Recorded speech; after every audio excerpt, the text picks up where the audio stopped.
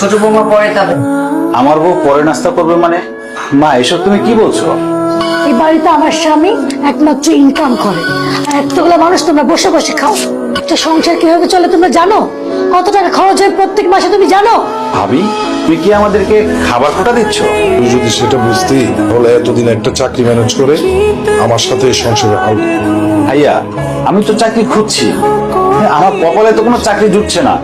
শোনো, চাকরি না হাতের মোয়া না, বললেই পাওয়া যাবে। তুই যদি ফকিনীর বাচ্চাটাকে বিয়ে না করে বড় বৌমার খালাতো বোনকে বিয়ে করতি, তাহলে তোরও দুলালের মতো একটা ভালো চাকরি। শেফালি গরিব ঘরের মেয়ে, সেটা ঠিক আছে, তোমরা কেউ ওকে অপমান করে কোনো কথা বলো না।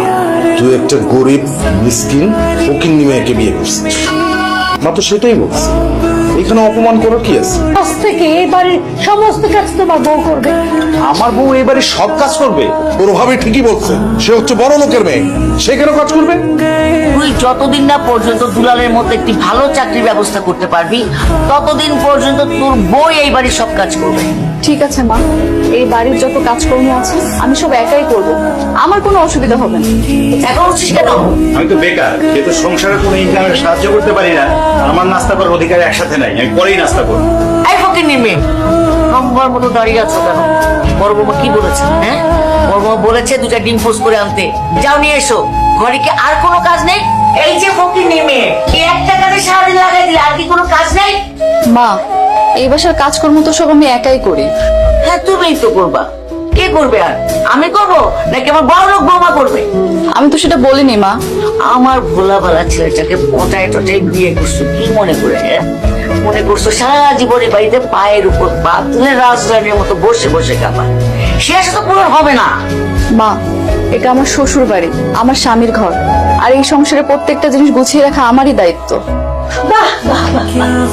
তোমার কথা শুনে মনে হচ্ছে তুমি এই বাড়ির মালিক। আর একটা কথা কান খুলে শুনে রাখো, এই বাড়ির একটা কানা করেও তুমি পাবে না। এই বাড়িতে আমি যা বলবো তাই হবে। আমার না মাথাটা খুব ব্যথা করছে, আপনি একটু হটল ম্যাসাজ করে দিবেন? কি বলো বৌমা, কেন দিব না? তুমি হচ্ছে আমার লোক, কি বড় লোক বৌমা, তোমাকে মাথায় মেসেজ করে দিব না? কাকে দিব? এই ফকিনীর মেয়েকে? চলো চলো। এই সংসারে সবাই তোমাকে গাধার মতো খাটাচ্ছে, তা আমি কোনো প্রতিবাদই করতে পারছি না। শোনো, এই সংসারে কোনো কাজকর্ম করতে আমার মোটেও কষ্ট হয় না, শুধু খারাপ লাগে কিছু মানুষের আচরণে। কি করবো আমি নিজেই বুঝতে পারছি না। সব জায়গায় শুধু সিভি জমা দিচ্ছি, কিন্তু কোথাও থেকে কোনো রেজাল্ট আসছে না। শোনো, তুমি এভাবে ভেঙে পড়ো না, দেখবে উপরওয়ালা তোমার ভালো কোনো কর্মের ব্যবস্থা করে দেবে। তোমার তো ব্যাগ পে, তুমি কিন্তু ভুলেও বাসায় কোনো কাজ করবে না, ঠিক আছে? যদি তোমার কোমরে প্রেসার পড়ে তাহলে তোমাকে নিয়ে যেতে হবে আমার ডাক্তারখানায়। এই ডাক্তারখানায় টানাটানি করতে করতে আমার যা ব্যাংক ব্যালেন্স আছে সবকিছু খালি হয়ে যাবে। আচ্ছা, তুমি কি আমাকে বোকামে মনে করেছো? হ্যাঁ, যে আমি বাড়ির সমস্ত কাজ করব? আমি হচ্ছে বড় লোকের মেয়ে। হ্যাঁ, জীবনে এক গ্লাস পানিও নিজে ঢেলে খাইনি। এবারের সমস্ত কাজ তোমার ওই বেকার ছোট ভাই আছে না, তার বউকে দিয়ে করাবো। তুমি আগামীকাল থেকে মাকে দিয়ে বিভিন্ন কাজ করো। তোমার মাকে আমি বসিয়ে বসিয়ে খাওয়াই? চিন না, তাকে আমি বিভিন্ন কৌশলে ছোটখাটো অনেক কাজ করাই। কি ছোটখাটো কাজ করে নিচ্ছ? তুমি মাকে দিয়ে সব ধরনের কাজ করো, আর আমার ব্যস্ততায় মায়ের এই কাজগুলো তোমাকে অনেক হেল্প করবে, তোমার প্রেশার কমিয়ে। তোমার মা বলেই তো আমি তাকে বিভিন্ন রকম ছাড় দিই।